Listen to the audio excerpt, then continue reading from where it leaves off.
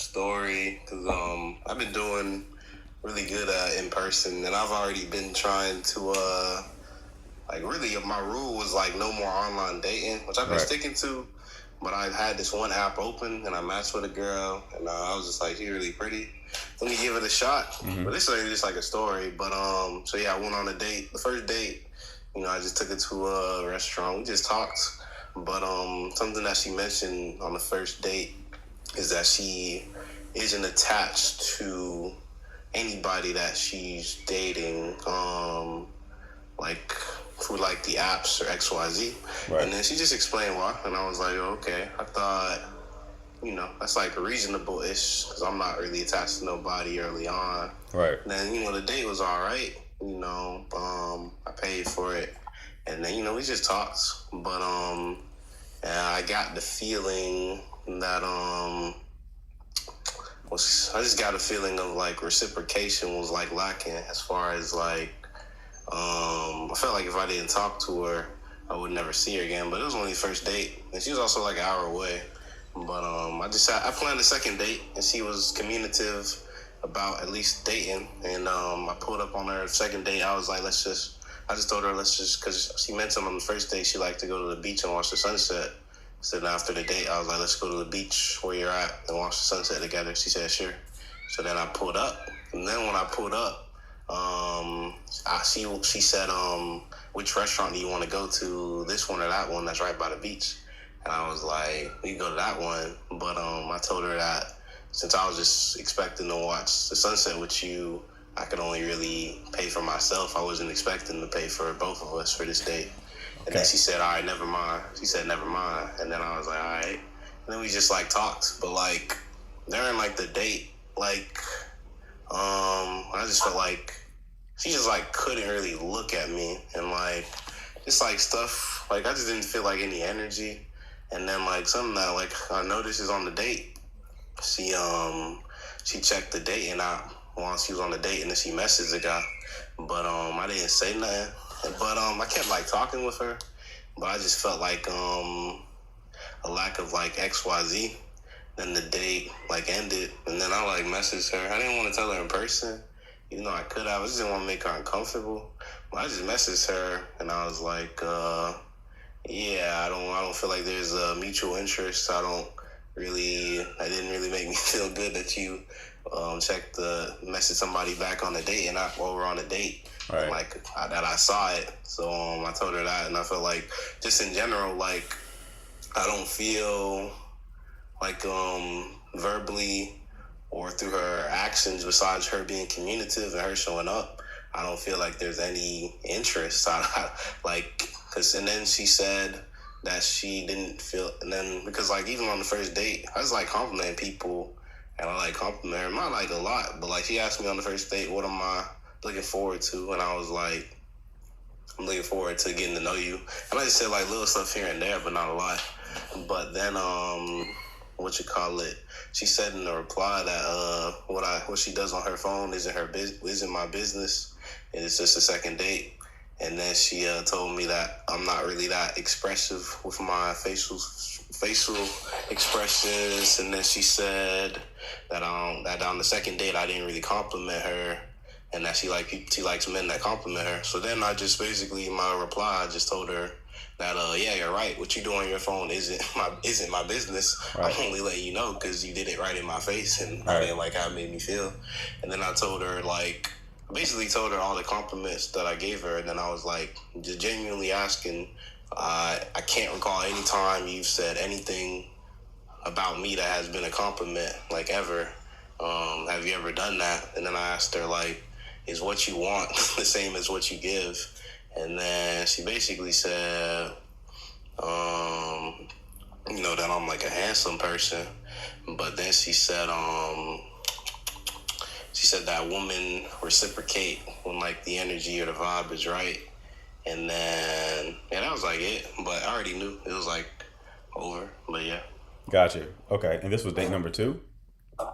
Yeah, that was date number 2. But that was more so like an exit interview, I guess, that I gave her. Because I didn't really expect anything else. I just was like, this is just an exit interview. But I just don't think we're compatible because she just wanted stuff from me that she wasn't willing to give. So I just have no desire.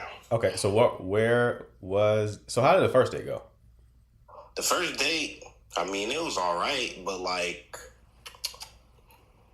all she really did was just show up. That's all she did. What do you mean that's all she did? What were you expecting her to do? Not really anything, but like, it just felt like she was apprehensive. Not that it was anything against me, but like she just said explicitly she's not attached to people she's dating, which makes sense. Nobody is, but she explicitly let me know that. And she said that on the first date? Yeah, but she also said, I'm sorry, what you said? How did that conversation even come up? Because I think I just asked her a question, and then she said, I asked her a question. I'm trying to remember how did it come up. I think she just brought it up, though, when I was just asking her. Like, she chose to bring it up. Okay. I forget what question I asked her in particular, but I don't see, well, like, her bringing that up. Like, I feel like that's, like, obvious, but I feel like somebody bringing that up on the first date it doesn't really make sense to bring it up, like, at all. It's, like, something, in my opinion, that I wouldn't, like, say, like, out loud. Right. It's, like, obvious. Sounded like she was attempting to, like, set expectations because she was definitely probably not going to be super invested. So, how old are y'all two? I'm 24. She's 26. Okay. And the second date, what was the first venue y'all hit? What was the first what we hit? The first place y'all went to. We just went to the beach. Okay, that was a date, the beach? Yeah. And I told her that explicitly. I was like, she said she liked to watch the beach. Okay. So I was like, let's just go to the beach and watch the sunset. Just something chill. Okay. What have we worked on with you? Was it like conversational ability? Conversational ability and being like explicit with my intentions. This is kind of like different because it's like online dating, which I've been avoiding because I mean she already knew explicitly my intentions and XYZ. So I'd say I'm trying to remember like what me and you have worked on. So like, how would you rate stay away from drunk people? Right. How would you rate your conversational ability like on a scale from 1 to 10? I don't know. Me personally, I think I'm like an 8. But like the only thing, I think I could like converse with somebody. Like with her on the first date, I was trying to not make it interview mode because like it's all about like energy or the vibe. Right. But that was like somewhat easier on the first date to just try to just have fun. But on the second date, I mean, she was only giving me straight like interview. Like she just wasn't even like looking at me for real. What did y'all do? What did y'all do on the beach? We just like walked a little bit, and then we just like sat down. Okay. And then where was she trying to go afterwards? Well, she said when she first pulled up, she was like, "You trying to go to this restaurant or that restaurant?" And like, but all I said when I planned the date, I was like, "Let's just go to the beach." Like I didn't say that. So like when she said that. She said that when she pulled up. Yeah, like she didn't communicate. Yeah, she didn't want to just go to the beach. If she said that as soon as she pulled up, she probably meant like the beach is like a full experience. Like was the restaurant within walking distance of the beach? Yeah, it was like right in front of the beach. Yeah, so she was thinking of like the beach as like a full experience, like the beach and then the things around the beach, not like just the beach. So her going to Hinge in front of you was intentional. That wasn't a mistake. That was her being passive aggressive.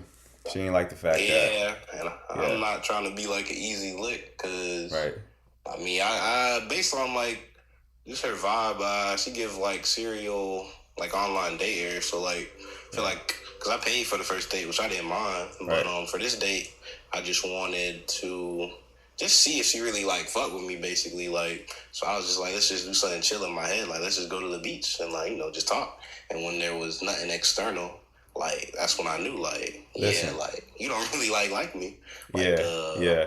What was the where did y'all go for the first date again? Was it to get your food? It was to like a seafood bar. Just got some drinks and some seafood. We sat at the bar instead of Okay. the table. That Okay. was like another thing I did because I didn't want it to be like an interview. So we just sat next to each other. Okay. I will Um, tell you this: the date's got to play to your strengths. If your conversational ability is not like S tier, you can't you can't just do the beach. You feel yeah, me? If it's not S tier, you can't just do the beach. Like I'll tell guys that who struggle with spark, like they'll try to go on coffee dates. I'm like, bro, if you struggle with generating attraction, you can't do a boring ass date like that. Like you gotta like if you're when your conversational ability is like top tier, you can do anything. You can just drive in a car because your the way that you are engaging with her is so stimulating that like that is the experience in and of itself. You know what I mean? So if you want to do dates like that, you gotta like really like even talking to you now, it's like monotone. Like see how the tone that I'm using with you right now, and then the tone that you're using with me. It's kind of like and then so what you kind of into? Like where do you do when you get out of work? Like what do you do for fun? Like that you can't do that on like you can't come with that energy on like a very low key date. So you can do yeah, low key dates. Don't get me wrong. You can. It's just there's trade offs to everything, right? Meaning there's like a downside or a cost to everything. So the cost to doing like free or cheap dates is you gotta be the experience. You know what I mean? You got to be very stimulating. You got to have a great sense of humor. You got to, provide the experience for her to make her like feel things. Remember the two things that you want to accomplish on the first date, right? Or dates in general. You make her feel something like in her body, right? So when you tell a joke and she laughs, like that's her feeling something, right? You build tension, you playfully tease, all that kind of stuff we've discussed. That's like putting her in her body. That's spark. Safety is going to be making her feel seen and understood, right? So you being genuinely curious about her world. Remember, like conversationally, that is you asking why questions. So like somebody tells you what they do for a living. A lot of guys would be like, "Yo, what do you do for a living? What do you do for work?" And they may say something like, "Oh, I'm a nurse." And like, cool, cool. I've been to the hospital before. So what do you do for fun? Boring. Way to give the safety element is like, what do you do for work? Oh, I'm a nurse. You're a nurse. I didn't get like nurse vibes from you. I got like more teacher vibes. Okay, so what made you decide to like be a nurse? You have like a very like caring, nurturing spirit, right? Like so then you're getting to the why of you want to get to the inner motivation as to why they became the nurse, and that makes for a more rich conversation because when you get to the inner motivation behind the activity, now you can connect on like a deeper level. So those are the two things that you want to connect to. Okay. So that makes for a much more rich and engaging conversation instead of something that's surface level. Because if it stays surface level, the conversation is boring. And then if we're in a boring environment, now I'm just having a boring time. That's why she pulled out Hinge. Now, I would say it's probably not a great person to date, considering that she pulled out Hinge, because that's like just weird activity to do on a date. I would prefer her to just be like, I'd rather leave than do some shit like that. But you said you had the bread to go to the restaurant. You just didn't intend to I do didn't. that. I didn't. Yeah, I didn't. I didn't have any. Like I would have said that before. I just wanted to go to the beach with her. Cause like also she's like an hour away, so I'm like, yeah, I'm just getting like I just getting the feeling where if I don't hit her up, I'll never see her again. And the only thing that she done to express interest is she showed up. But in the exit interview, she told me that the second date was really her giving me a chance because she didn't feel a spark. So it's I was like, about to say, yeah, I was about to ask you how was the energy after the first date? Because if it was if like if the energy dry. on the male side, if the energy ain't high, so I tell like men and women different things because there's asymmetry in how we're attracted. Like I typically tell women like give it like 2 to 3 dates before you exit because the guy could be nervous, if he's not like women have to understand that the good guy that a lot of them want probably ain't out there dealing with a lot of women. So like just give him a little grace to see if a connection builds. Because if you're going off of like, oh, the first date was amazing, then you're probably optimizing for and selecting for men who have a lot of experience, which is why the first date was so amazing. You had such a great Yeah. time on that first date because he goes on a lot of first dates. You see how that connects? So it's like if you only select off of like, oh, this was a great experience, then you're selecting the guys who do this a lot, which is why they're good at it, right? Which means you're probably gonna be in a situationship. You feel me? Yeah. So, but Makes for you though, if Shorty's interest ain't peaked after the first one, it probably ain't gonna peak. Oh. It's not gonna peak after that. So like that's when it's like you pursue who likes you. I always tell guys you don't know if Shorty likes you until y'all actually have an embodied experience with one another. You can't Yeah. tell off of like a dating app or a quick conversation where you got a number or anything like that. There has to be like a longer experience of you. If after that interest doesn't grow and you don't see a little bit more energy on her end, not like her initiating or anything like that, but just like opening up a bit more and Yeah. giving more energy to the connection, stacking up more dates ain't gonna do it. Yeah, yeah. I got a date with somebody else that I met in person tonight. So I'm chilling because I met her in person. If anything, it's just like a juxtaposition because I just met her like a place I naturally go to. Right. And she said the first thing she noticed about me was I smiled at her and I like waved, and then she was like just talking to me the whole night, and then she basically set up the date herself. She was like, "Oh, you should take me to the improv show that you go to." I was like, "All right, cool." Right. So yeah, I just know, just go where I'm wanted. There you Yeah, go. I'm not online dating no more because But like I feel like it's just too much stuff like. Or like when I was trying to get out of it before, I'm meeting people that I'm not supposed to meet versus like in person. There's like so many filters because I see how they are as a friend to other people, XYZ. I just could see their energy and their vibe without, even being on a date to where like I would have never been on a date with this girl from the beach to begin with if I met her in person because I would have thought, yeah, this person, her interest level you would have is picked too up on the low. vibe in person. This is why I tell people like dating apps aren't the way. Like they can be, especially if like you really apply some of the things we're saying. It's actually I was talking to Danny about this last night. Me and some of the fellas. I was like that. There's like I said, there's trade offs with everything, and one of the trade offs of getting good with this stuff, getting good at quote unquote game or social skills, is like sometimes you become generally attractive. And what I mean by that is the vast majority of women that you may have interest in may have reciprocal interest in you just because you're showing up in a general attractive way. But you'll get a lot of false positives, meaning you'll end up with women that you never were supposed to end up with. You know what I mean? Yeah. As opposed to someone who doesn't know any of this, he's probably going to connect more so with people who are just like really fucking with his energy and just there's more compatibility, right? It's a better filter. But I would avoid exit interviews though because nothing was accomplished there. Yeah. Yeah. I appreciate the advice. Yeah. So just double down on what works, baby. Double down on the in person element because I think that's gonna be your bag. If you must do a digital version of dating, social media is 10 times better than dating apps. Oh yeah. Ten That makes times better sense. than dating apps. Okay, so you can if you want to like meet a large volume of women, which is like the purpose of dating apps, just use social media instead, because then you also would get a better feel for their vibe because there's just more data to look at.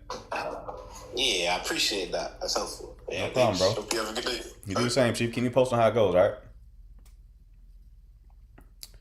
All right, who we got next? Who we got next?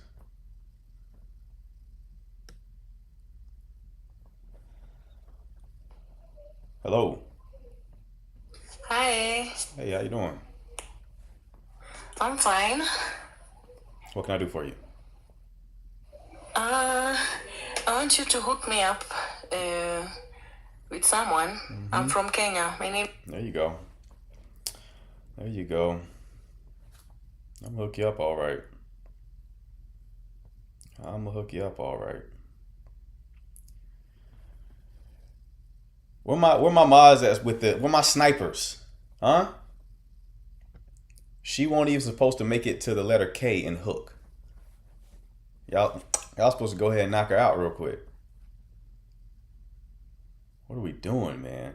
Oh my god. They're so annoying. No, I brought her up, CC. Y'all supposed to take her down. Chris Brown type shit. Y'all supposed to take her down. Hello. Hello? Hey, how you doing? Hello? Hi. How are you? Hi. Danny called it. Danny called it. You can hear it in their tone of voice. I wish I would have discovered you in my 20s. Yeah, Dad, where were you at? I was here. Where were you? Huh? Where were you? Aspen, you might have to call in, love, because I already see you got a story to tell. Biggie Smalls type shit. I said you got a long story. So you might want to go ahead and request up. You can request up by hitting the button at the bottom of the screen with the blue and pink person, and I'll bring you up. We can talk about it. So you got a fearful, avoidant man? Oof.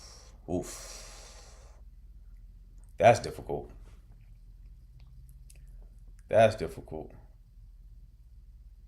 You're too shy? Come on, Aspen. With a name like Aspen, you can't be shy. Like Aspen, like it like implies extroversion. Yo, what's going on, bro? What's up, bro? Chilling, man. What can I do for you? So I just got off of or through a individual therapy session. No, I'm sorry, a couple session with my dismissive avoidant wife. Okay. And then she tore me down to the smallest degree I've ever felt. I mean, went into all of the things that I had no clue about. I thought things were okay in a certain area at a certain time, and I just felt like an exemplary beat up punching bag. And you know, we're in a situation where we just got married in February, and we commute and are about to move in together at the end of August. Okay. And bro, I'm telling you, I have never had second thoughts like I've had today, this morning. Right. And I'm questioning myself, what type of man am I if I were to openly and knowingly walk into this without reconsidering whether or not we should be married or not. I've been following the dismissive, avoidant, anxious attachment dynamic for a year or two now, actually 2 years. And today is the anniversary of our first breakup.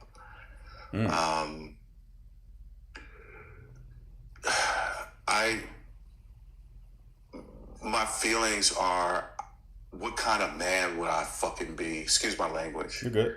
if I were to move forward, understanding the dynamic between the anxious and the dismissive avoidant. And I do feel like I'm secure otherwise, but triggered into the anxiousness because of her attachment style. I can't, it's like I feel like I can't do this to myself very much longer. Right. Yeah. So, all right, what's your question here? Like trying to determine if you're going to leave or stay?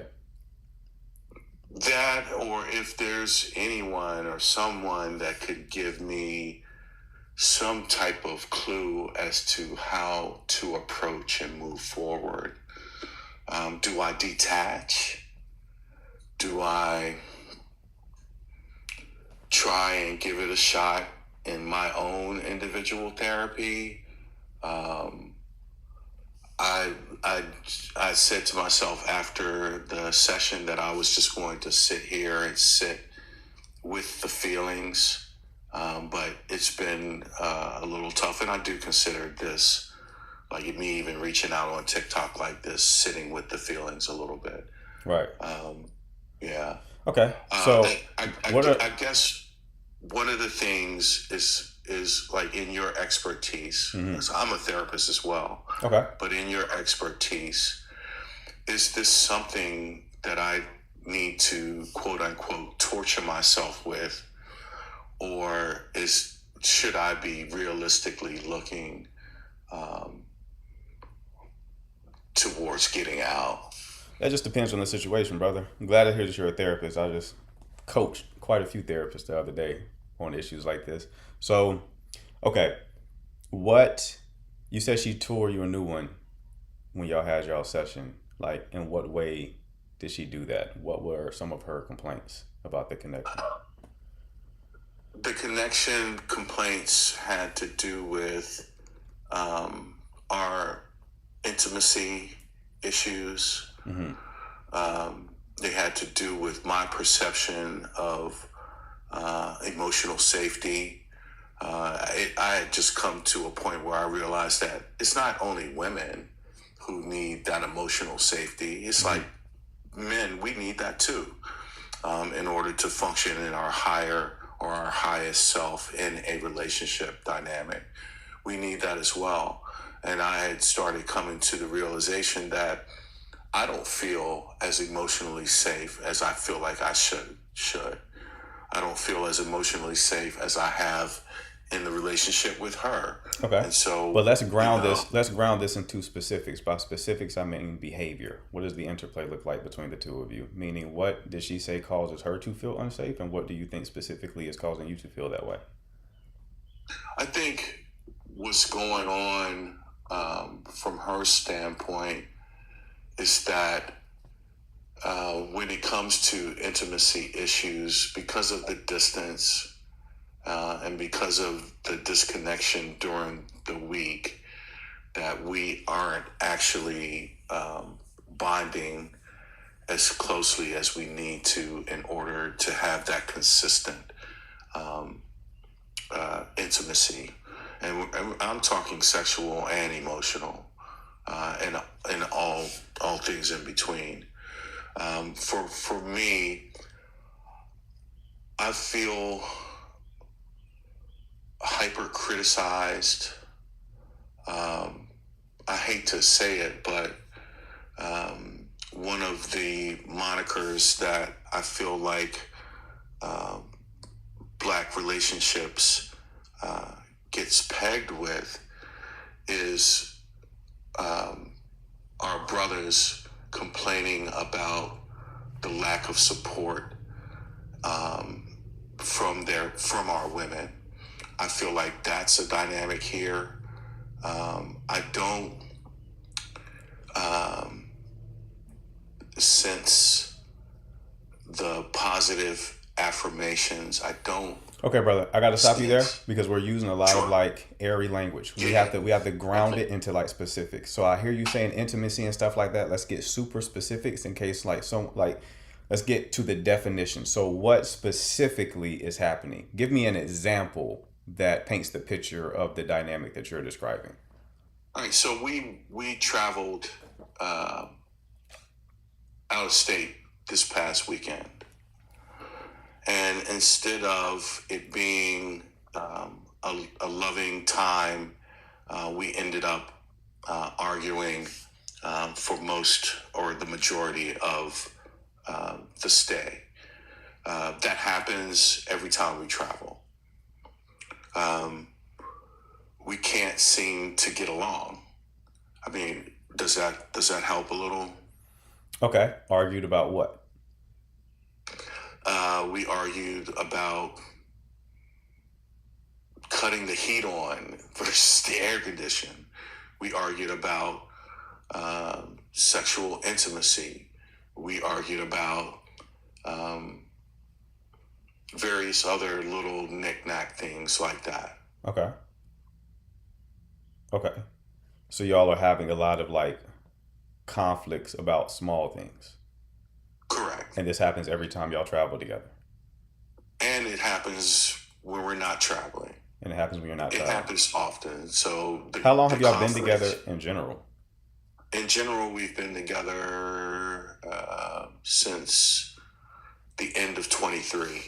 Okay. So give me an example. Let's talk about like the air conditioning thing. How did that conflict start?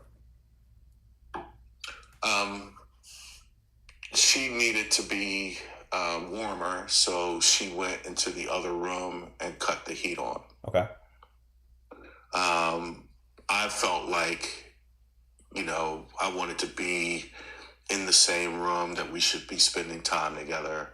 And so I went in, asked to cut the heat down. So she got up and went into the other room and cut the heat up. And so unless I had compromised, we never would have spent that same time in the same room. That seems petty to me. I don't know how other people would look at that, but that's a small example. Okay. So it sounds like there's a lot of resentment that's bleeding out in like these little small discrepancies. Yeah, and I mentioned that today in the therapy session, that the resentment, the criticisms, all of the little fiery darts that are thrown at the relationship itself is getting in the way of the intimacy. You said criticism. Physical, What does she tend to criticize you about?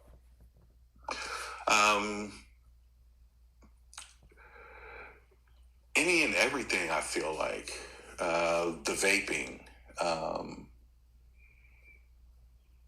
how I talk to her, how I talk to others, what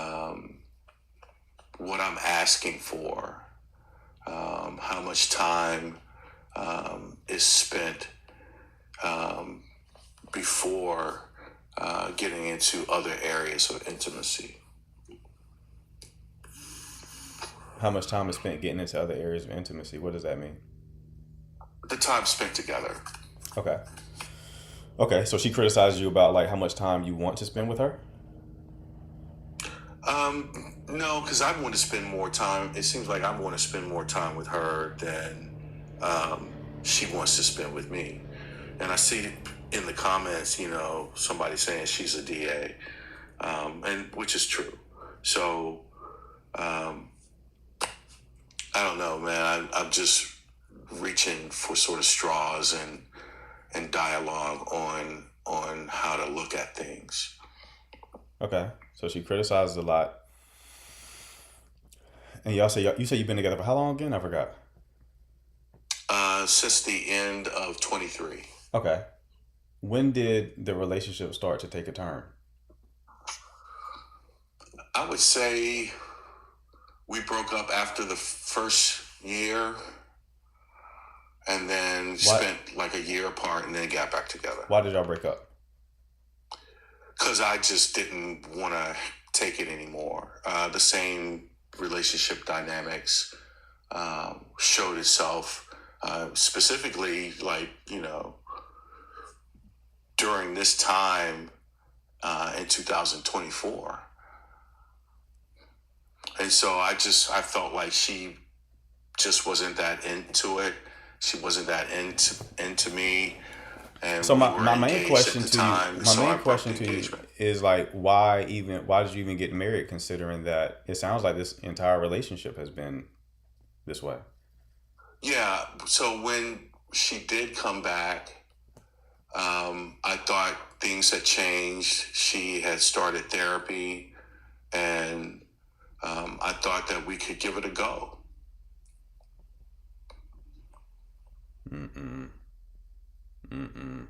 Yeah, because you haven't said anything positive about this connection yet. Like, I try to put myself in your shoes as far as like dating a woman like that, and it sounds like one I would have broken up with and stayed broken up with. Like, what do you like about her?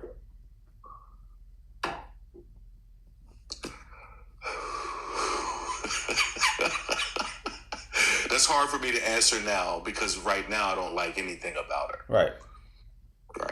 Right. But go back Right to now I don't like anything about her. So let's go back to the beginning of the relationship, like the first, before y'all broke up. Like, what did you enjoy during that time?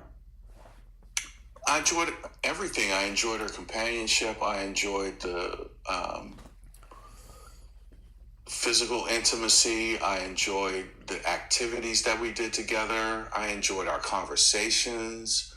I mean, it was like I had met the one, and that's how I felt. I really felt that way. I felt like I had met the one. And I'm not a young cat, so it's like, I wasn't new at all to relationships. And I think it was a combination of how old I was and what I was seeing in the beginning that got me to push the relationship forward. After, I would say, 6 months, that's when things started to change. Okay. So how does she handle conflict? She will shut down. She's getting better about the conflict shutdowns. And so instead of shutting down now, it actually goes into the back and forth argument, or once we get through the argument phase of the conflict, then we will try and talk it out.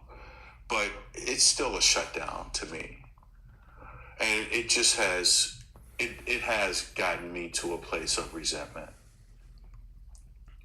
How soon did y'all get engaged? The first time we got engaged after 4 months. Of being in a relationship? Yep. Yeah. So I think that's the core of the problem here, bro. I don't think y'all are compatible. You got Right. engaged too quick. Because you have to understand, like, you made a permanent decision when you still were in the honeymoon phase, meaning you did not know that person. Hmm. You didn't know that person. She didn't know you. And you made that decision based on just really knowing her persona. Sounds like y'all had a good time in the bedroom, all that kind of stuff. Maybe you enter into the psychological phase where it's like, okay, I want something serious and actually be married now. And then it's like the next woman who was good enough you decided to do that with. Can't say that for 100%, but like it is a common pattern. And yeah, this just seems like fundamental incompatibility. It's really all it seems like. And I don't know if is she having kind of childhood trauma at all? I would say so. And that's, specifically what she's working on in her own individual therapies. But I couldn't detail how the You don't trauma have to, but it's where my actually mind went. affected her. Where my mind went is potential fearful avoidance, not just dismissive avoidance. The thing that kind of makes me go down that thread is, you said, a lot of criticism. Avoidantly attached people typically don't criticize. They'll just leave. They don't say anything. You have to force criticism out of them a lot of the time, because criticism can lead to conflict, which they don't like. They don't like anything that seems vulnerable, and arguing with you is like an extension of vulnerability, right? So they'll like pretend like everything's fine typically, a lot of the time. You talking about the DA? They'll a lot of the times will pretend like Yeah, everything's that's not fine. been my experience. Like, I think she lacks some of the other characteristics of the fearful avoidant, but I don't want to mince or, Sure, but that argue changed the those dynamic, points. 'cause, Does like, it make a difference yeah. if it's fearful or dismissive? Yeah, it changes the picture slightly if there is a difference in the attachment style, because then that kind of subcommunicates needs. Like, for example, fearful avoidant people typically want you to read their mind, which can lead to conflict, and you'll be like, why are they mad? And it's like, they're mad because you didn't read their mind, right? So Wouldn't the fearful avoidant want to break up and then sort of get back together? it's not as where clean like this is that. not the case here. Fearful avoidant. So the attachment style stuff, especially when you read some of the popular books and watch a couple of YouTube videos, you would think that the behavior manifests the same way across the board. It does not. Some dismissive avoidance act differently. Some anxiously attached people act differently, and then fearful avoidance have the most variability of all the styles because they're the most complicated. So, Okay. But that's neither here nor there. The point is, I think this is just fundamental incompatibility. I don't think that y'all are going to really be able to navigate this because you have so many issues so early. And I think the mistake that was made, I always say the mistake that was made is a lot of times earlier. And now you're just experiencing the cascading effect. And the first mistake was just proposing so soon. That don't mean that you can't get married relatively quickly, like you have to be with someone for 5 years, but you at least need to see the real person. Like you said, issues started 6 months in. Yeah, 6 months in is where the mask starts to drop and you start seeing the real person. So you basically said the person who she actually is not someone who I like. And the feeling is probably mutual. But that's the person you will be married to, not the person who you saw like the first 5 months. That ain't the person you're going to be married to. That's their spokesperson. That's their representative. Yeah.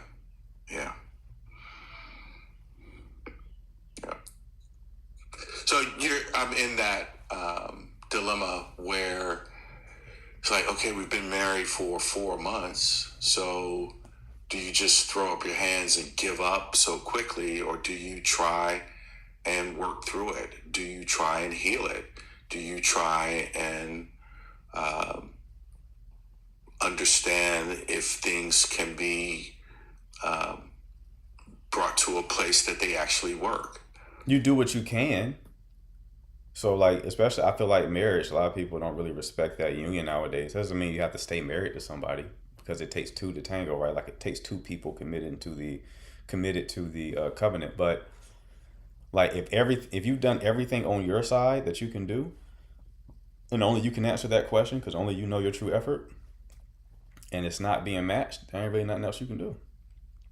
All you can do is try to understand the person you're with, and then do what you can to find a win-win without abandoning yourself, which is important, because if you're someone who's more anxiously attached, you will abandon yourself quickly and try to contort yourself. That therapy session, I'm like, yo, man, you're abandoning yourself right now if you don't reevaluate this. It's like you cannot stay in something that has you feeling that shattered, that low. It's like you're setting yourself up to be a punching bag. That's how I felt after the session today. Right. And I can understand that. And it's like that resentment is definitely going to hold you back.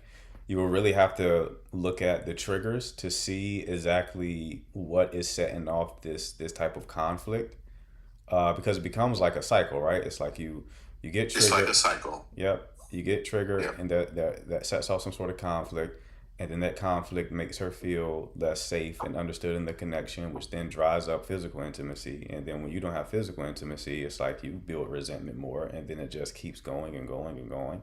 So you would have to really try to understand who she is, and then take responsibility for your side, not the full relationship, your side of it, because she's contributing negativity to it as well. So it's like, okay, can I change my end based on understanding who she is? Like, how do you feel your time outside of your relationship? I've got my own private practice. I have another business, so to speak, that's going on. It takes a big part of my time. I'm a amateur musician that I want to get more into as well, my instrument, and possibly get in. So I've got plenty. Yeah. So you're not like spending I abandoned myself by not putting more efforts into the things that I do have going on. So that's one thing I do recognize. That's going to be, if you want to work on things, because we don't have time to like unpack everything. If you want a coaching call, you can always like just DM me and we can schedule that. But I can tell you just off a quick sniff test of this. This is going to be Yeah, both like a spark and a safety issue. There's this concept I have called the two sides of attraction. I won't go into it, but like spark is essentially desire, safety is like just emotional connection and trust, right? So both of those are important for attraction, but they're also important for relationships. So in a relational capacity, like if I'm listening to someone tell me their story, I'm thinking like what's missing, spark or safety? Sounds like you have both missing, spark and safety. Normally safety is the thing that really diminishes relational quality. And I think safety is definitely going to be a big thing that needs to be built up in this situation. But if I were you, I think that the first thing, the last ditch effort is this is how I would play it. Lean back into doing the things that you enjoy, but also remain warm to her. If she reaches for you, you reach back and you engage her warmly.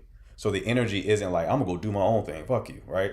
It's like, no, I'm gonna go do my own thing because I need to fill up my own tank. Because what a lot of guys do, and they mess up regardless of attachment style, is they will stop living the life that they lived when they met the woman. And when they remove those activities, they are now dependent upon her validation. And her validation comes in the form of like appealing to your ego and giving you sexual access.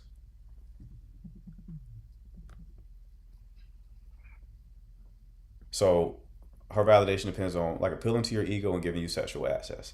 So then when you're not validated from her in that way, then it's like resentment starts to build. And then you start becoming passive aggressive, and then that passive aggressive lowers safety on her end, and women have to feel safe in order to even give you sexual access in the first place, and that dries up, and then resentment builds more. So go lean more into your life, your hobbies, do stuff that is meaningful. It's not just busy work. Meaningful, meaning you have to derive some degree of validation from that. You engage in things that actually make you proud of yourself to give yourself that internal supply, so you're not looking for external supply from her.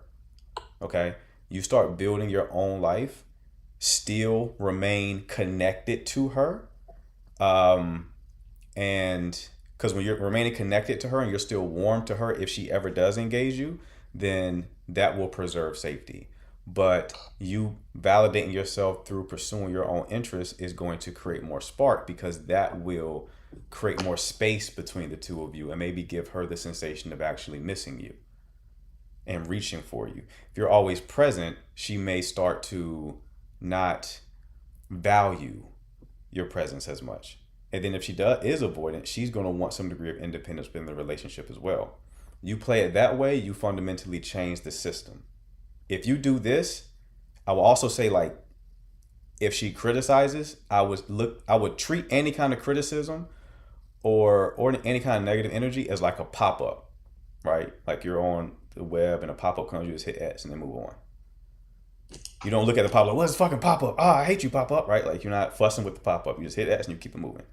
So I will make that your mentality, so you don't engage with negativity. If she reaches for you, you reach back. You still do the same kind things you're doing. If you go to the store and buy yourself something, you buy her something. If you get some food, you get her food. Keep all of that, because you got to preserve safety. But this is going to, when you follow this advice, you're going to effectively stop decreasing safety, increase spark, and then potentially increase safety by diminishing how many times y'all have negative experiences between one another. If there's any potential for this working, playing it this way will reveal it. If this does not change the dynamic, then it's not going to help. If you want to, and give yourself an internal timeline on this, maybe say, I'll do this for 3 months. You don't tell her what you're doing. You just do it. And you don't, I would say also, because you're a therapist, a lot of therapists I've talked to don't really think in terms of masculinity and femininity. I would tell you this, talking to you now, you seem very like verbose and willing to share your internal experience and your internal world. Don't do so much of that. Not because it's bad, but because it decreases tension. Tension is very important for attraction, and it tends to decrease the longer a relationship occurs, because you become known. And when you're known, you're not as desirable. So you want to maintain tension, meaning there needs to be some element of mystery about you, which you will create by doing these things I'm telling you. Because it's going to be a different experience of you. Oh, he's going out, he's doing this, he's doing that. He's back playing the guitar and all that kind of stuff. He's not as available, right? You're not you got to always keep some stuff for yourself. The tension is the gap between the known and unknown. So you want to kind of be in the middle there. That doesn't mean you stop sharing, but you don't share everything.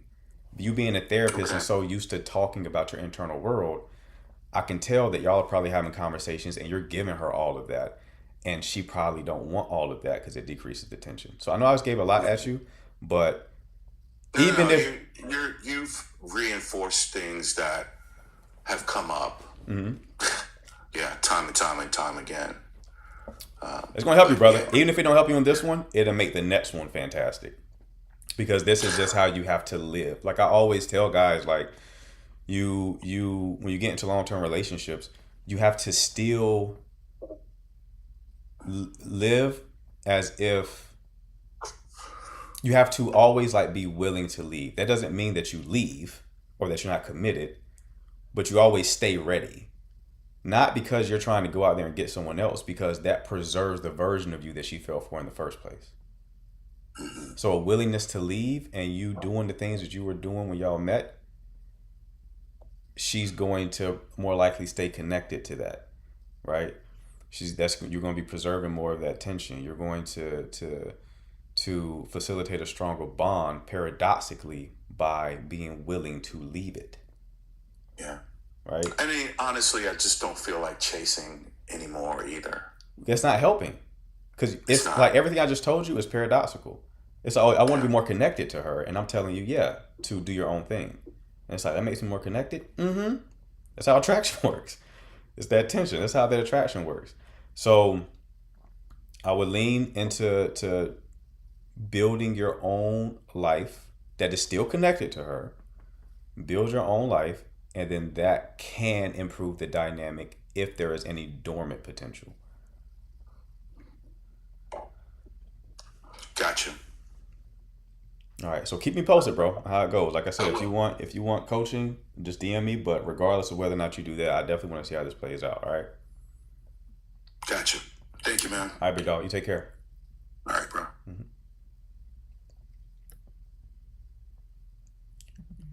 I hope the fellas was listening, because that's very important. What I just told him. Very, very important. Dating feels like trigonometry. Yeah, it can. Most people don't think about it in the way that I think about it. Here's the thing, right? So appreciate you, Bobby. Appreciate it, Daisy. So my mentality, I don't mind thinking about things in this way where there's like a lot of depth and nuance, because I feel like a top tier relationship is rare. Most people in relationships and marriages are miserable. I think misery in these type of connections is kind of a default setting for a lot of people. So if you want a top tier connection with someone, you are asking for something that is fundamentally rare. So you are asking to be an outlier, essentially. You're asking to be an outlier. So if you want the experience of an outlier, you have to behave like an outlier. So you got to do things most people aren't willing to do. And what I told him to do, most people are not willing to do. But if you do it, you can have that outlier experience. It's like a lot of people want $1 million, but they don't want to do the things that would get them the $1 million. They want to find the easy way, like play the lottery. To have $1 million is the experience of an outlier. So you have to do things the masses are unwilling to do. Meaning like coming on lives like this and actually learning this stuff. Most people want to just get with someone and it just magically works out. And sometimes that does happen. But again, that's an outlier experience in and of itself. So, well, you got to put in the work. Put in the work. But yeah, the thing about tension is incredibly important. I was like him in the past, like just sharing everything about my internal world. And it's like, you don't want to do that. Not for any weird reason, but it's like you want there to be a little bit of mystery behind you. And you can also achieve this by always growing. If you're always growing, there's always more of you to discover.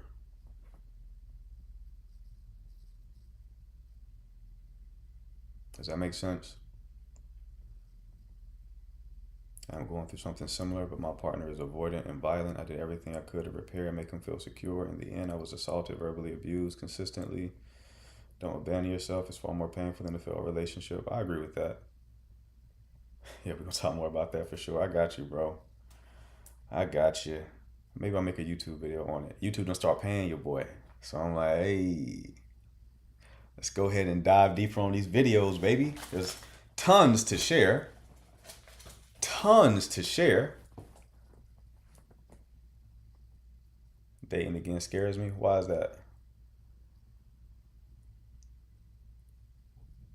I learn something new here each time I join. I appreciate that. But that's me living out what I just told the guys to do. Like, if you're always growing, there's always more to unpack. Me on this live is basically demonstrating this. Every time y'all come, I say something different because I'm learning and growing each day. Delilah, how are you? Hi, how are you? I'm doing fine. Good. I have a question. Sure. It's about me, actually. I've been seeing someone for the past 6 months, and, I'm kind of confused by Okay. seeing someone not saying specifically how they feel, or if they're in a relationship, or if they're like you, or like a girlfriend thing. Does it mean randomly I'm in a relationship? I'm kind of confused because I've been seeing someone and we just go along with the flow, but he haven't specifically said if he wants me to be his date or his girlfriend, while we've been seeing each other intimately and spending time, and you know and now he just giving me explanation through lines, so I have to read, and I'm confused because I have to read through the lines of what he really means or how I should think. Like, I don't know, but he's giving me figures like, oh, if you don't want me to go out and dance with my friends, then why should you do it? Like, I'm confused because I have a dance partner that I normally goes out with. I'm taking part of a Haitian dance class, and he doesn't like it, so he's giving me that as an excuse. Like, would you want me to do that? If you don't want me to do it, then why you're doing it? But he never said specifically I'm his girlfriend or I am his date, or I think randomly that we are in a relationship, or how? And that, not unless that is explicitly communicated. Do not assume nothing. Okay, so how long have y'all been seeing each other? 6 months ago. Oof. Well, we're already starting off on the wrong foot. How did y'all meet? I met him on a dating app. It's getting worse. Okay, so dating app, 6 months. And Go ahead. and randomly now, because of my explanation towards him, I think he's too jealousful.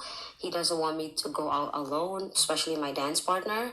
And because I told him that I'm not gonna get rid of my dance partner to be in a relationship with him, even though he haven't said anything, but he ended up blocking me, and he reached out to me again like 2 days ago. Like, I'm confused. I don't know what he He blocked wants you for 2 or days, what and he's then looking and then for. he reached out to you 2 days ago. And what did he say when he reached out? He reached out to me, how are you doing? Are you okay? He told me about he lost his wallet. And then he said, okay, have a good night. Enjoy yourself. I'm going to enjoy myself. He said to me, let me enjoy myself how I want to, and he will enjoy himself how he wants to. And we know where we stand. Like, come on, if you don't explain to me specifically how you feel or what do you want, then how should I know? Have you tried to have As that a conversation with him? Yeah, I did. And Yeah. he keep constantly telling me he's not ready for a relationship. He likes me, yes, but he's not ready for a relationship. He's not ready. Like, he just got out of a messed up one, and he's trying to heal himself. But how we started, I want to explain to How you. long ago did he get out of the messed up relationship? Around October, and I met him December. Okay. December 4th. And how long was the previous relationship? I think his previous relationship with his ex-wife was like 6 years ago, but they got separated around October. And I met him on the dating app around December Okay, 4th. so he's not divorced. So, not really. Okay, yeah, They're you're separated, not wasting yeah. your time, love. Don't date people who are separated. You are wasting your time. That man is legally married. Yeah, but that's the thing. We started as friends. We start talking, and he's explained his Listen, situation. I was there to like, love. You can't be naive in this situation. You met him on a dating app. Y'all did not start as friends. It was a dating app, not a friend app. The app itself represents the intention. You are wasting your time effectively. Move on.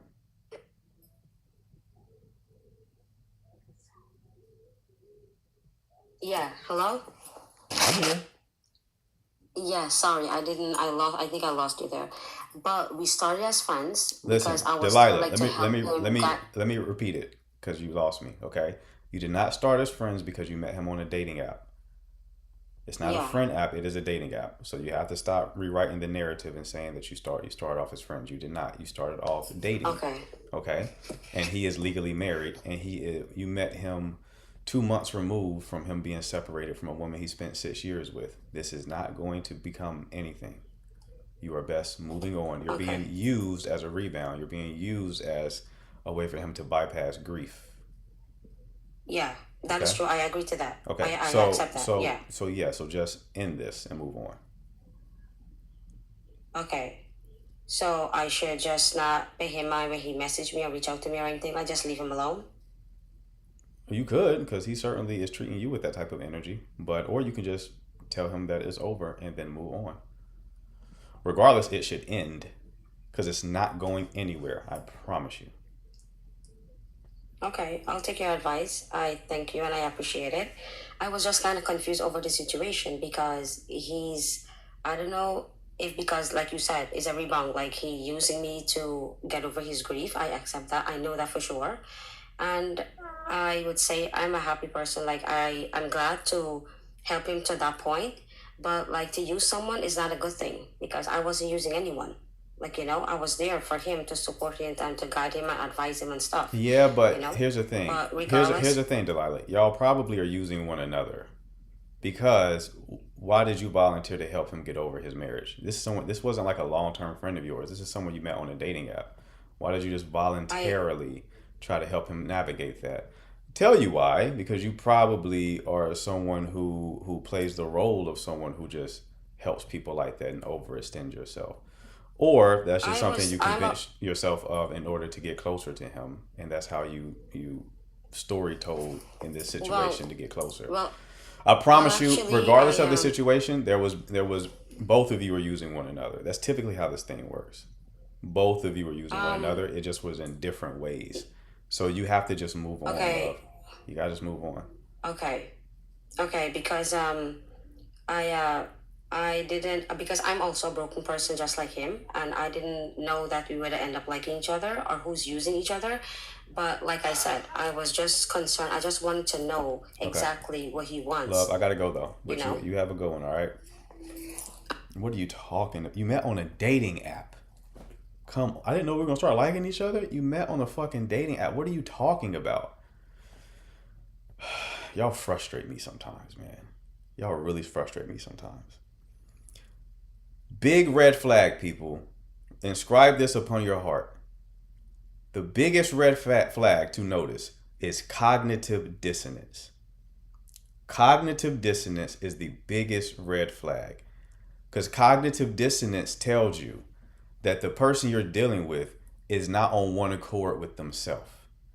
And if they are internally conflicted, they can't possibly be honest with you. She is lying to herself. If someone's going to lie to themselves, guess who else they're going to lie to?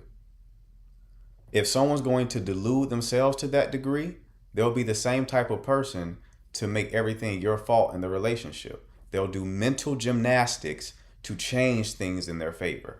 What the fuck are we talking about? You met on a dating app.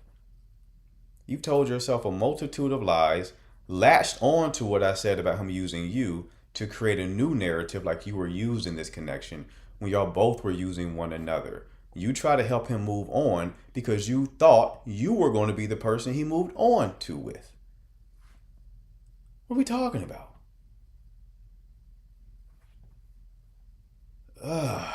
Annoying, man. Annoying. I want to help him move on because I'm also a broken person. No, you wanted to fucking be in a relationship with him. And you saw she was the op. So let's get you away from her so I can have you. Ain't got nothing to do with him. It's all about what you wanted in that situation. What are we talking about?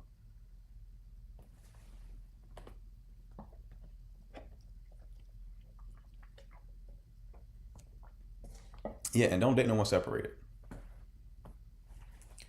Don't date anyone separated. Y'all know I very rarely give black and white rules. That's a black and white rule. Don't date anyone separated.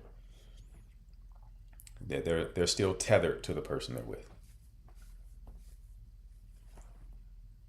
Yeah, Keanu, book a call. Again, if y'all want clarity on your situation and you want a step-by-step roadmap so that you know exactly what to do next in your situation, book a coaching call. This icon right here, hit that button below, shoot me a message, just DM me the word coach and I'll send you the link. If you're on Facebook watching this, DM me the word coach, I'll send you the link for a coaching call.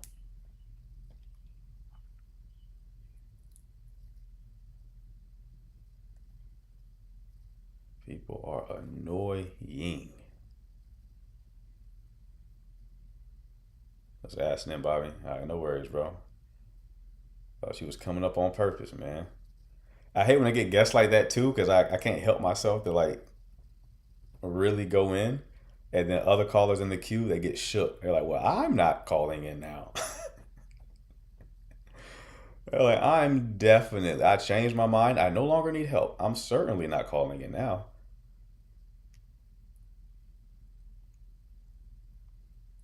Which I can't blame them. I can't blame them. But as long as you don't come in here with some goofy shit, we can be friends.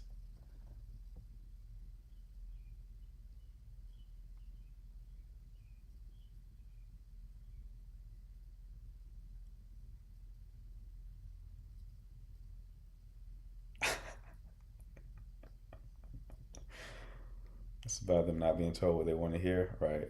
How long should a person start dating after a long marriage? How long should they wait to start dating? I mean, it just depends. The rule of thumb is it takes roughly half the length of the relationship to fully heal it. That doesn't mean like if you're together for 10 years, it's going to take 5 years to get over the person. No, it's just a rule of thumb, okay? But what it's really suggesting is the longer you were together, the longer it's going to take to heal from it. I think there was a new study done where they said like if you bonded with anyone to any significant degree, it takes about 7 years for that to fully leave your system, regardless of like length of time.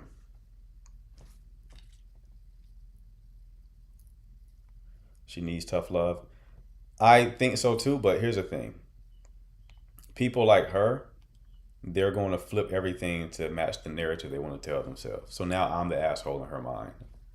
The evil man who just doesn't understand. Maybe a misogynist. That she'll just engage in whatever mental gymnastics she needs to do in order to protect her ego. Because people like that have a very fragile ego. They can't be wrong. They can't take it. It's a self-esteem thing. Low self-esteem people are like that. They can't be wrong. So they have to flip reality. Narcissists are like that because narcissists have a very low self-esteem. They have very low self-esteem. So they have to contort reality and literally change objective reality so they can preserve their ego. Right? You want to be perceived as a good person? Right. So that's just the situation. But yeah, takes two to tango, people. Like, I have empathy for people who are in bad situations, but at the same time, I'm like, you chose that bad situation. Because why are you in it?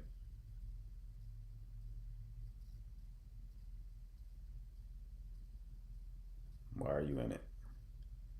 Oh, my avoidant, he's just so big and bad. Yeah, but why are you in it then? Why don't you just leave?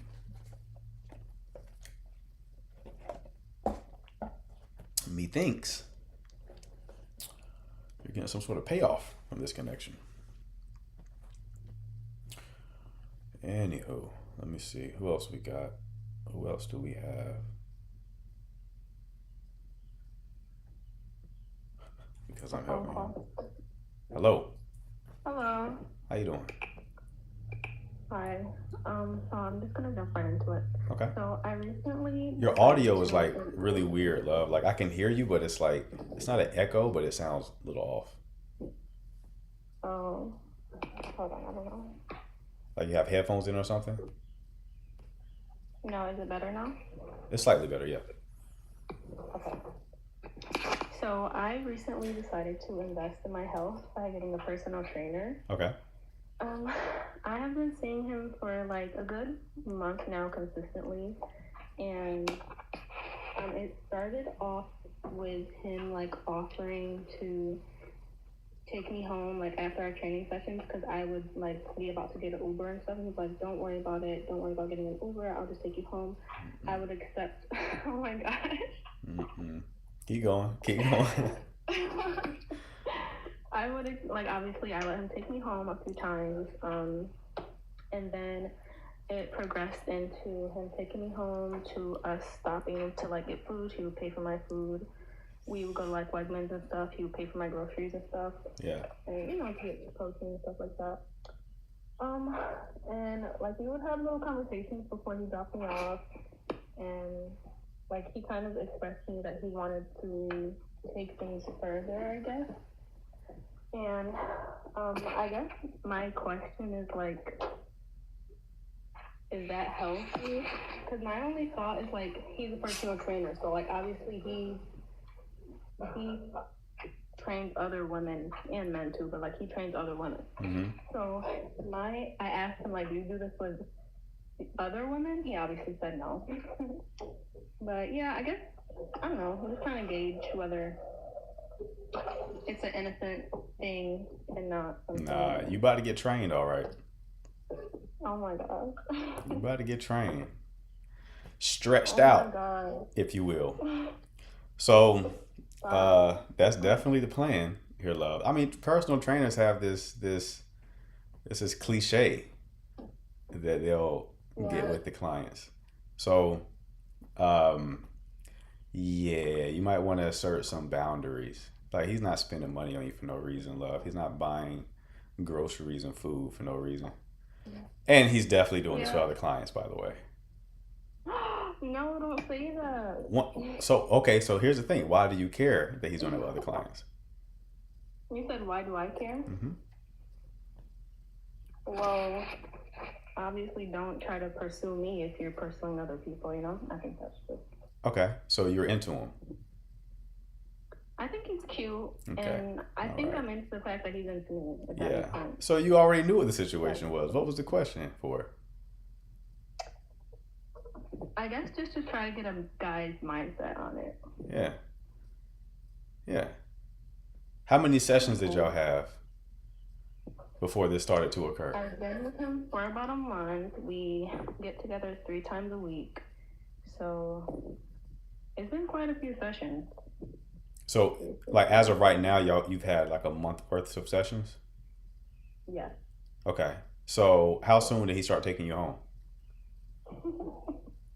The very first night. Yeah. Okay. I'm telling you right now, if he moved that fast, if you told me like, oh, y'all built a connection over time, then I would say like, oh, you're probably significant to him. He probably really sees a connection. If you tell me that the first session he took you home, you're definitely one of many. Don't delude yourself. Oh, okay. That's all I needed to hear. Okay. I know you're still gonna do it. I'm still gonna see him. I know. For workout purposes only. No, that's But not. I promise you, that's not how this is gonna go. You're doing the woman thing so that you can like be like, oh, it just surprised me, and like kind of already know what's happening. Like if you keep seeing him, considering that you've already psychologically crossed the threshold in your mind, you're going like it's going to happen. Okay, just accept that. Like, do what you want. I'm not here to judge you, but this shit going one way if you keep seeing him. Alright, so it's either stop seeing. Yeah, it's either cut him off or be prepared for him to do burpees on top of you. Okay. Okay, Right. Thank you for your advice, sir. No problem, love. You take care. You too.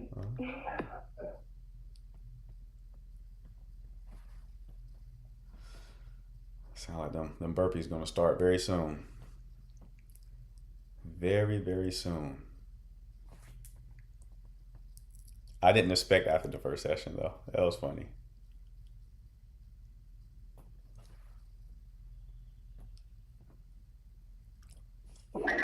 Hello. She's in too deep. He's about to be in too deep. Yeah. What's going on, man? Yeah, just wanted some advice. I'm from the UK. Basically, I've been watching your videos. I just wanted some sort of perspective on a recent date I had with an ex. Of like, so the ex was from 7 years ago, and essentially she's the one that ended it 7 years ago. Basically, at the time, I was very inexperienced. She was my first. I was her first. I was very sort of. Second half of the relationship, I was very sort of.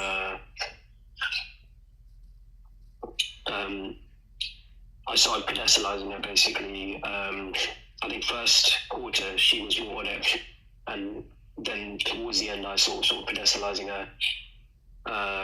I had an incident like with the police, which I'm not really going to go into. It didn't really result in anything. However, it caused me to say things like, "Oh, will you still be with me if this were to happen?" or that kind of time. So like I sort of treated her like a friend, as in expected to understand like a friend. It was just too early. We were going out for about 8 months, but it was long distance, so we only met about 8 times in that time. She was in another country, I was in another country.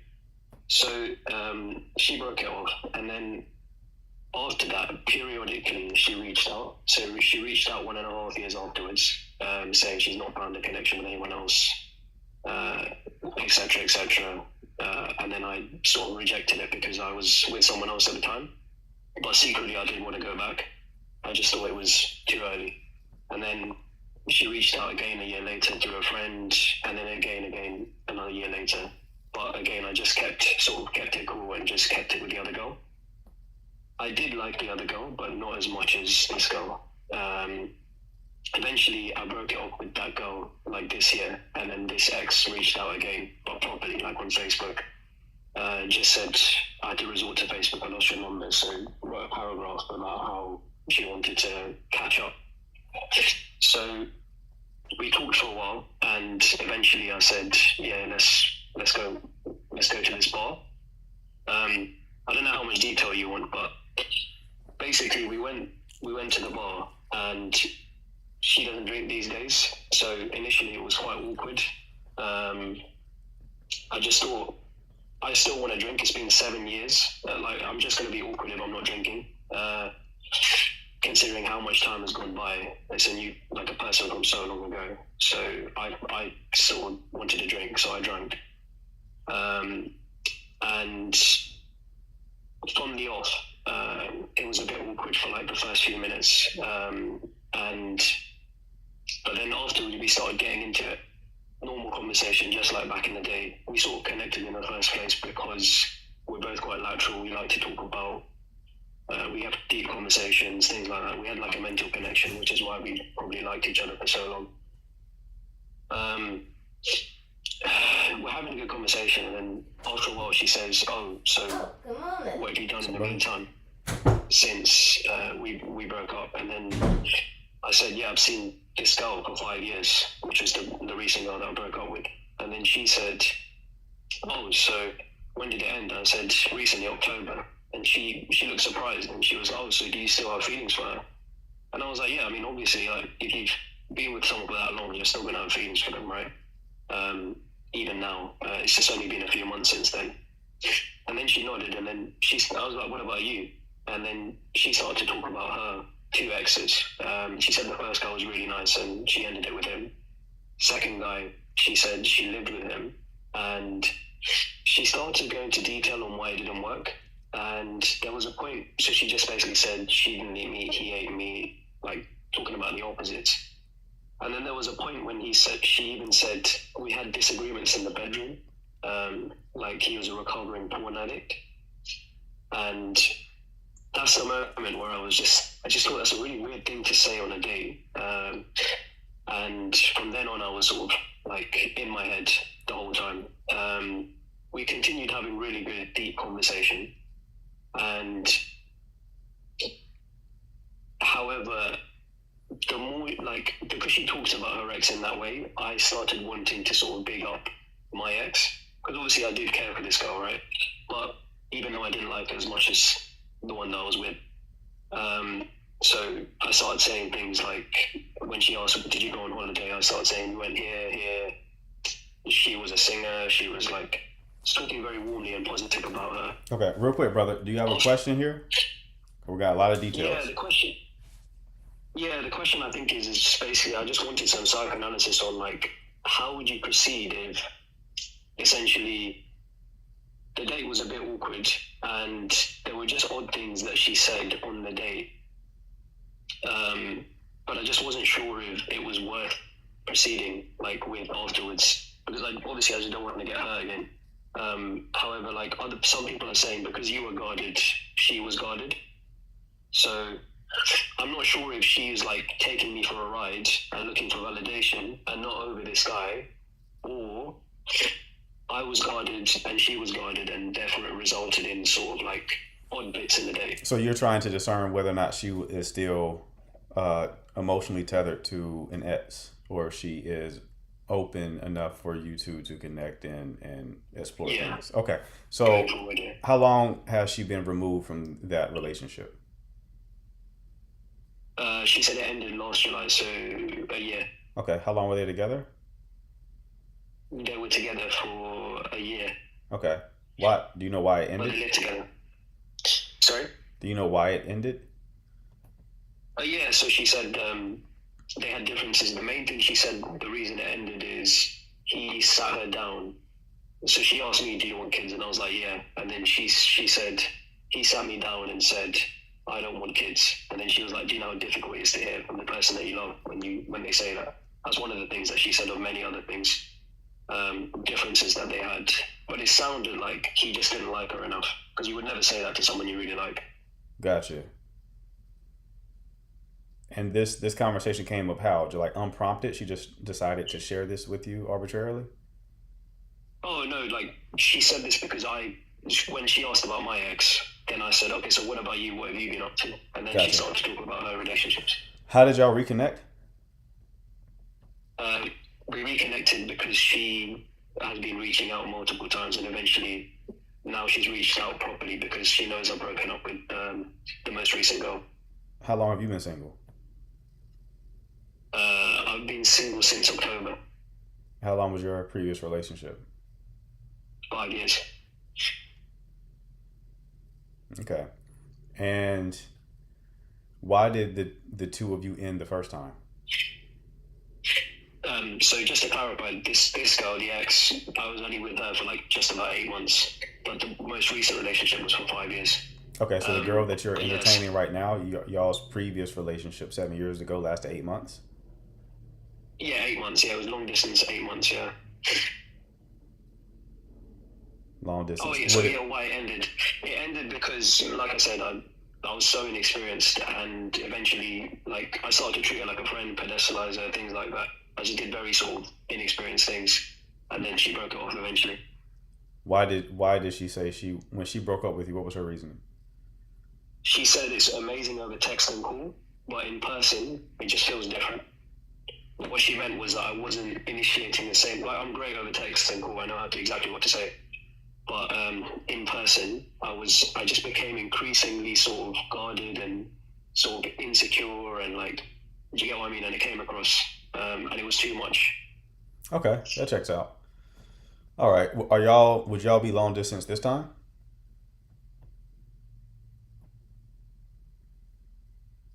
Hello? Hello?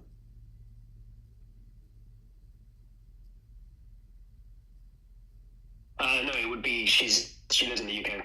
Okay, so she's in the UK now. Yeah, hello? Yeah, I'm here. Can you hear me? Yeah, I'm here. Okay, so... Hello? Okay, you're kind of delayed, I see. Can you hear me? Mm-hmm.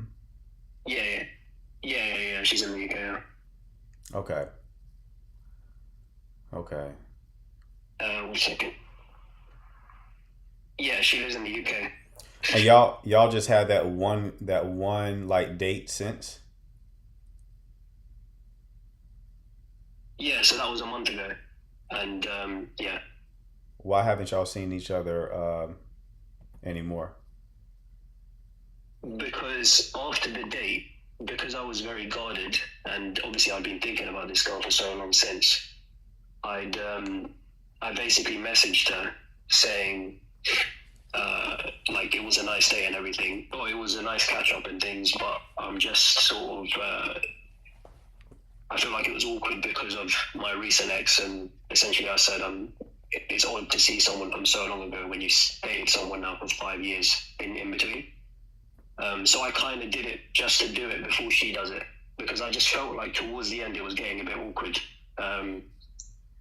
Like, what do you call it? There was a point, we talked for like 3 hours. Like 3 hours went by just like that. But then at the end of the 3 hours, there were pauses that were increasing. And like I said, because of the X talk, it was getting a bit guarded. And then there was a point when she said, "Hey, what's the time?" And as soon as she said, "What's the time?" I said, "All right, she wants to leave. She wants to end this. Why don't you call her into it?" So I said, "Let's call it." And just because of that sort of awkwardness at the end, I just wanted to make sure that she wasn't the one that did it again. Okay, so here's the thing. The same reason why she broke up with you before, you're that same guy.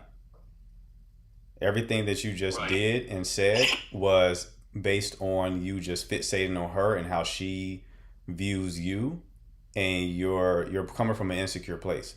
So if you were to entertain her again, you'll just be broken up with again because you have the same wiring right now. Right. So you got to work on that, right? So I don't feel like you kind of figured out how to work on it, because that was 7 years ago. You still have the same issue going on. So that has to be fixed. You can reach out to me for coaching if you want to talk about that more extensively. And it also sounds like you've already effectively ended things with her. So what is the question about? No, as in, like, even though I've said that, I know I can still, like, if I really want to, if someone really wants to change that, they can sort of, I guess, make a reconnection again. But it's just to see if it's worth it. Essentially, I think if Yeah, that's from that's that to perspective, be it's just that's going to be that's to be determined. I think she asked you about your ex just so she could talk about hers, right? And and I think she wanted to talk about hers primarily to convey that how important having a child is to her, and she probably right, has reflected on y'all's connection. I think she's in agenda mode right now, is what I think. I think she's trying to have a baby, and she's trying to look for someone to have a baby with. And she, looked at past connections first. You popped up. So her going down that conversational thread was just to open up the door to seeing how you felt about having children, so that she can vet you for that possibility. That's my read on it. right. So that's the first thing. The second thing is, I don't know if you are in an emotional place to actually connect with her, considering that you just exited a 5-year relationship not too long ago, right? And then the third Yeah. thing is, if you keep this insecurity, it's going to likely go the same way. And if it doesn't go the same way, she'll she'll probably stay with you just to have the child and then probably dip out. So you gotta, if you are going to pursue it, couple of things: already know what her intentions are. 2, keep an eye on the emotionality around the ex. I don't think he's going to be a problem. I think the actual problem is going to be, do you really like me, or are you just trying to find someone to have a baby with? And 3, you got to heal the internal insecurity that's making you, like, engage in the behaviors you're engaging in. Okay. Right. I get what you're saying. Yeah, that makes a lot of sense. All right, brother. Yeah, no, I probably would be interested in the coaching thing, just to sort of, I guess, like getting exact some things. But yeah, no, thanks for the help. Absolutely, bro. Just DM me. We'll talk. All right. Cool. Cheers. Take Thanks. care. That was a decent call. I never had to talk too much about agenda mode, but both men and women do it. There's some women who just want a baby, who just want to be married, and there's some men who just want to start a family and just want a wife, and they're not really into you.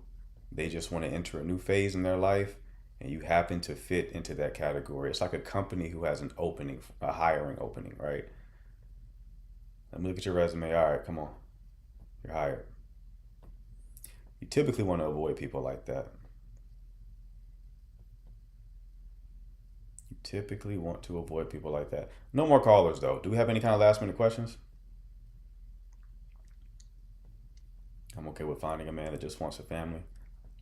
The problem with that is they likely don't like you for you. They don't really like you for you. They just want someone to fill that slot.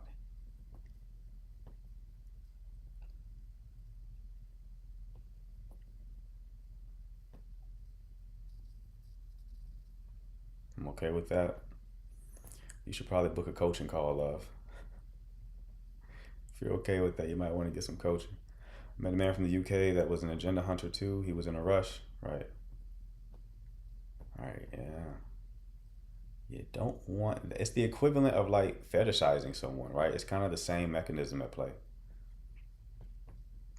Like you see like a white woman who only likes black guys and she's dating you just because you're black and not because she is genuinely interested in you. It's dehumanizing.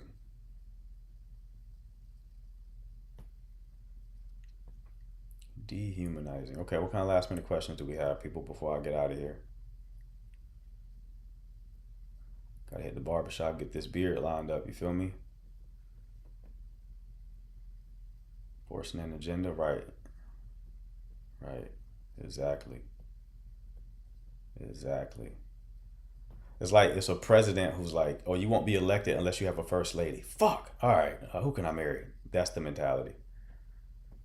Let's get married real quick so I can have a first lady so I can get these votes. Talk about Dallas again. We've already selected the winner, CC. And Dallas is solidified to a point because we need payment. If you have not paid, send that money on, huh? Send that money on to D-Money. We're helping Danny revamp his wardrobe. Will there be an itinerary? That's a Danny question. Are you going to go live there? Yeah, it may not be a Q&A type of live because I don't want to clock in at all, but we will like live stream.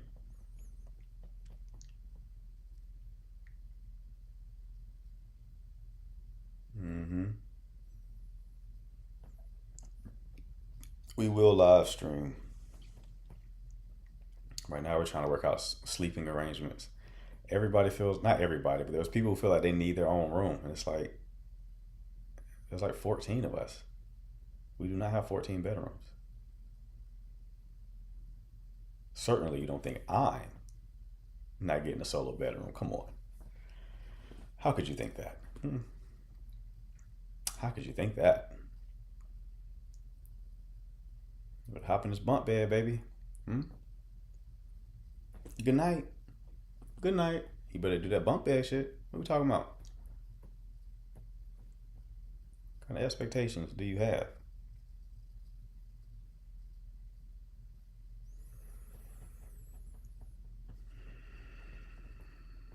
Just enjoy the vibes, baby. Just enjoy the vibes. You and D-Money are bunking? I don't think so. Me and Danny paid most of the bread on the trip. I don't think we're going to be... I don't think that's how it's going to go. This shit with $300 per person. Me and Danny both put a stack down.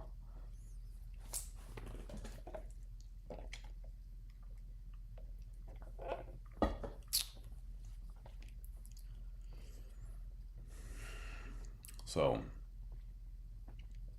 negative. I need to go on the trip next, right? Working to get to the place to where y'all won't have to pay anything when we do this in the future.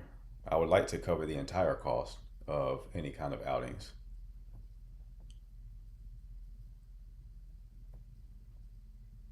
All right, Maya.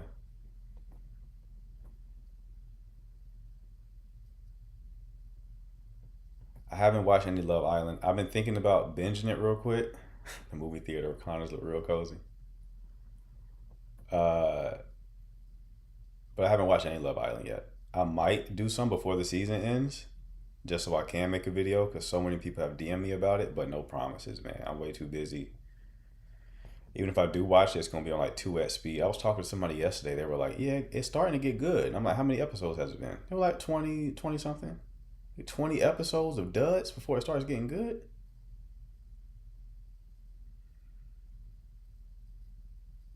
I don't know, beloved.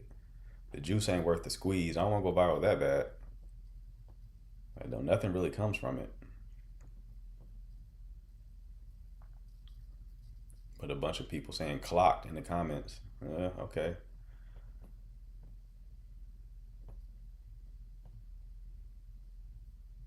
But are people invited to meet you outside the B&B? Sure. Anyone can come to Dallas and hang out with us. They just won't have Airbnb access. Started Castle more. I can't do the breakdown unless I see the full context. Like, I got to see how these people interact with one another, what they talk about. That's how I develop my reads. No one has been able to duplicate me, though. Like, so I do occupy a very specific lane with that Love Island shit. Because I read people like a book. It's never interested me. Last season was good. Season 6 was the best, though. Well, I can't really say that because I haven't watched many seasons, but season 6 was really good. Movie night isn't enough, CC. I gotta treat it the same way I treat these calls. I need to know everything.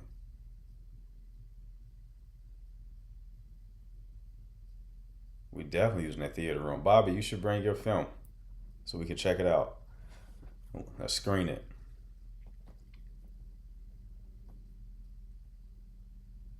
Let's screen that film of yours, man.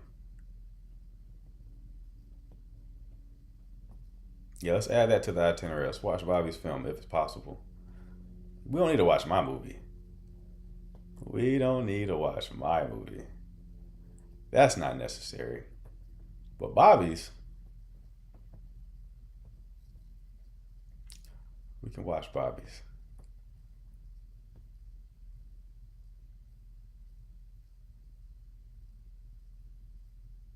Don't forget we were supposed to eat. Good morning, you too. I don't understand.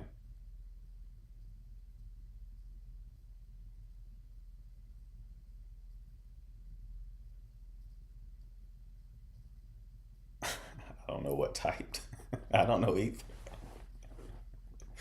I was trying to. Normally, your shit is very coherent. I'm like, what's Kiana saying right now? What is she talking about?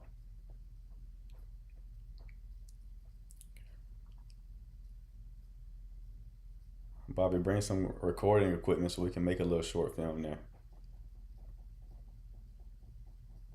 We can film a Fate Love Island episode, low key.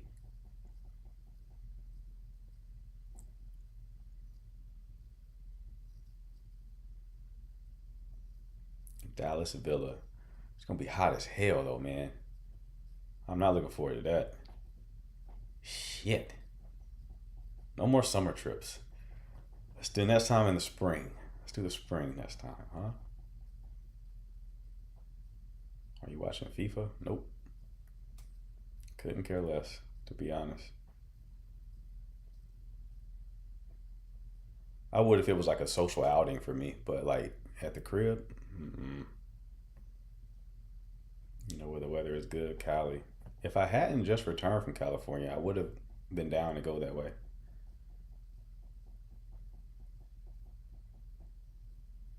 Maybe next year, CJ.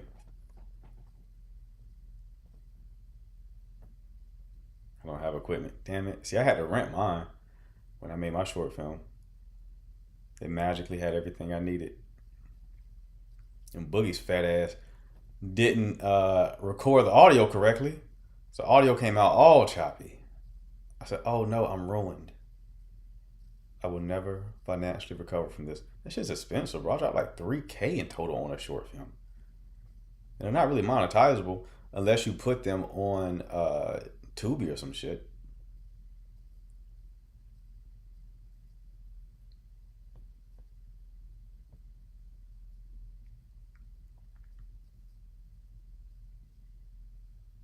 Oh yeah, people are enjoying the World Cup. But I think it's partially because they're making like a social outing out of it, which is the fun part of sports. I've just been on coaching calls and doing these lives, so I can't do it. So there's that. there's that.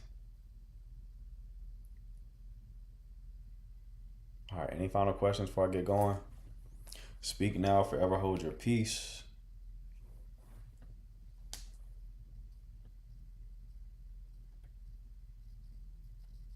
Speak now or forever hold your peace.